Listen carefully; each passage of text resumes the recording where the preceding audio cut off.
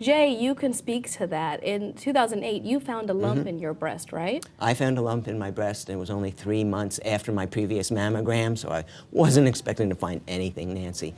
I immediately went to have it checked out, had another mammogram. It looked suspicious. We did a biopsy. I went home after the biopsy, and weeks went by, and I didn't hear anything back. So I thought that everything was fine, because normally if something is dangerous or looks risky or cancerous, you'll be contacted immediately. Those results will be red flagged, and they'll get on the phone to you and we'll do something about this. That didn't happen in my case. And so I was sitting back at home, just doing normal everyday things, expecting to get a letter in the mail just saying it's normal, you're fine. Go home, come back in another year. And all of a sudden I get a phone call, and it's a different doctor. It's the doctor who did the biopsy. And she said to me, hi, I was just curious how you were doing with your diagnosis. And I said, what diagnosis?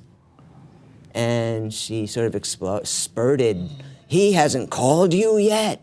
And it felt like I had been confirming something that she thought was going on. And so she said, yes, your biopsy came back that you have very aggressive breast cancer. So I learned on the phone, out of the blue, with nobody there, that I had breast cancer, and that I had not been contacted by the man who was supposed to take care of me. The man who was supposed to take care of me was the head of surgery at a major New York City hospital. Okay, so we're talking about Great Big Blue Manhattan, where I really relatively expected I would find welcoming, embracing care and competent experts who certainly wouldn't keep me waiting for weeks on end for a biopsy result. And so she said, oh, I'll get on the phone to him and make sure he contacts you. Another week goes by, and I'm sitting at home waiting for this surgeon to contact me, knowing that I have an aggressive breast cancer growing in my breast. It's hurting. It hurt it felt like getting shot slowly. And it felt like I was heading right for my heart. So I was getting nervous. I still get nervous when I think about it. So I'm sitting there waiting, and I realize, my gosh, if this doctor cannot even communicate with me over the phone, then there's a real communication problem going here. I don't know if I can pursue my care at this institution. And I called them up and arranged to have my case transferred. I started making desperate phone calls to all the doctors I knew to try to get a referral for a competent breast surgeon who would operate on me. And finally, I found someone, arranged to have everything sent. And as I was walking out the door of the hospital with all my files and slides, my cell phone rings. The biopsy doctor had just been saying goodbye to me, and apparently she called him. And he called me and he said to me, I'm the head of surgery here, I'd like to sit down and talk with you. So I figured he wanted to do damage control or something like that. Not true. I went and I spoke with him, and the first thing that he said was, I have a real problem with your transgender status. And he said, when I found out you were transgender, the first thing I wanted to do, my first impulse was to send you to psychiatry. So this is what a breast surgeon wanted to do with my breast cancer, was first send me to psychiatry. We sat down, we talked, and I talked about all the women in my family who had died of breast and ovarian cancer and this terrible family history. My mother died bleeding out in my arms of cancer. And apparently I finally, convinced him that indeed all I wanted was treatment for my breast cancer and that I was desperate for it. And still he couldn't look me in the eye. He was like, I don't even know what to call you. And here you are with a painful lump in your chest at a place of care, and instead of the conversation being about how can we keep you alive and well, the conversation is about a pronoun, is about a name. Exactly, Nancy. I didn't expect this. I truly expected better, especially to find that better in Blue Manhattan. I really ended up, I finally did find a surgeon That's how I lost my breasts. I was never able to afford any transition care as a transgender person. So I lost my breasts through having a double mastectomy for breast cancer. That doctor was, in fact, very welcoming. And I do want to make the point here that what I found is that as much as I've been rejected for care, and in fact later after I had my double mastectomy, I went and I tried to get chemotherapy for this very aggressive cancer that has a specific protocol that doctors are supposed to follow. And I could not get a recommendation on chemotherapy from a medical oncologist who has treated me with great hostility. And, you know, I'm not the kind of person with a chip on my shoulder where I felt like, you know, I want to rely on my own perceptions that I'm being treated with hostility.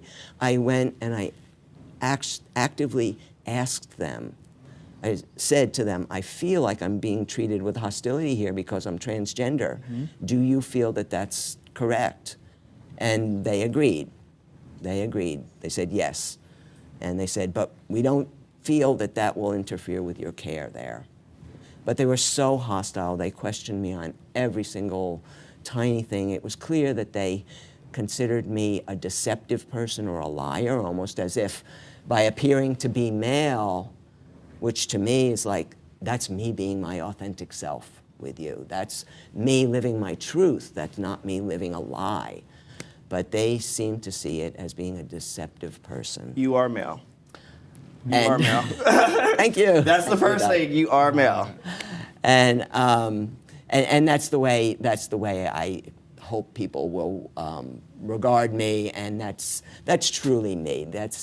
You're getting to know me. Right. Octavia, and because the stress factor here, when we're looking at health and when we're looking at taking care of ourselves, part of it, of course, is interacting with the doctors. Part of it is having an educated doctor. Part of it is knowing what we deserve. But the other part is what society topples upon us, which is a lot of stress, right, angst, and issues that do not have anything to do with health but make all the difference. Can I say one thing first of all? I'm a firm believer that what we do not defeat, we will definitely repeat. Mm-hmm. And I am so sorry that you have to face such adversities in the year of 2015. Your story reminds me of a story in which I only saw once, and I prayed that I would never see again, and to hear that in the true form. Your story reminds me of Southern Comfort. Yes, yes. And that was a travesty. That was a travesty where a trans man refused care for ovarian cancer until he died. And to hear you going through that story and you saying New York, a blue state, just imagine how people like myself feel living in a red state. Mm-hmm. And I come from Georgia, and that is my home state, and I love Georgia. But Georgia did not love me the way that I loved her. So I definitely know and I understand exactly where you're coming from. Being a woman of trans experience and finding out her HIV status in April of 2006 and trying to gather competent health care, first of all, let me say, there was a waiting list for ADAP at that time. So for people that were finding out they were newly diagnosed and then finding out that you might have to go on a waiting list to get these life-sustaining medications was another story. So for me, I did look at other options, which was coming to New York, because I did not want to become a statistic. I wanted to live.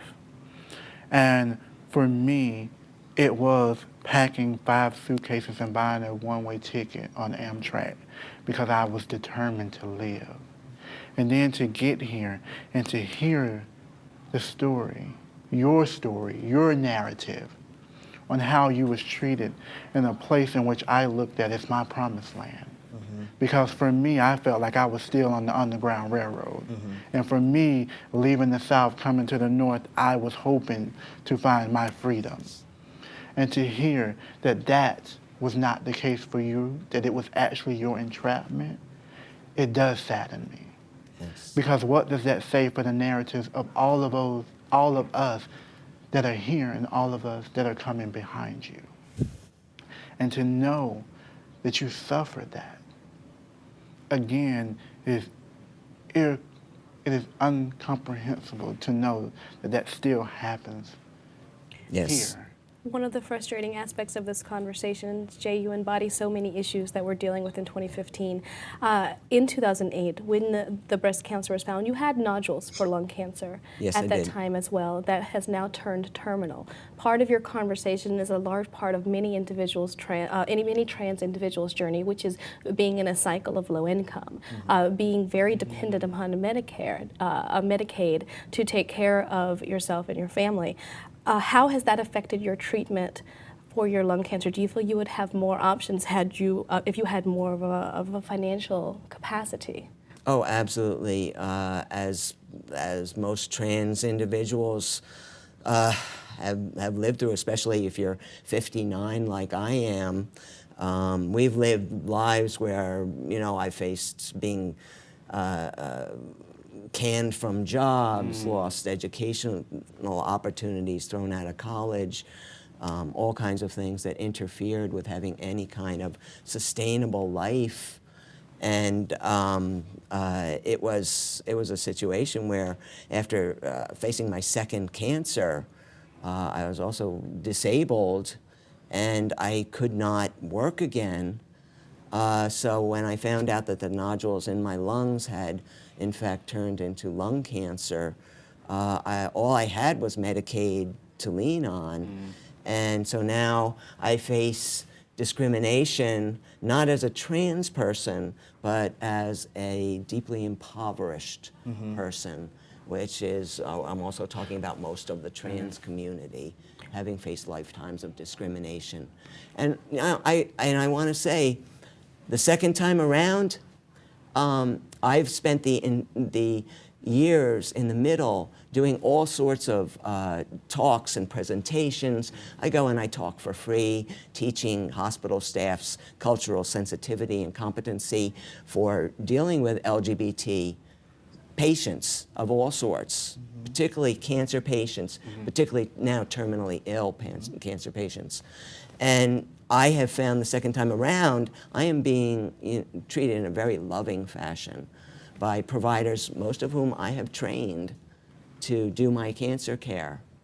And the really positive, uplifting thing that I have to say is, activism works. Activism works, so get out there and fight for your rights, fight for your lives. It's not going to end with me. I may be facing the end and I won't be out there screaming and yelling and holding a sign too much longer. But up until my last breath, that's what I'm going to be doing, because I know it saves lives, because I know that other trans people are not going to have to face what I faced.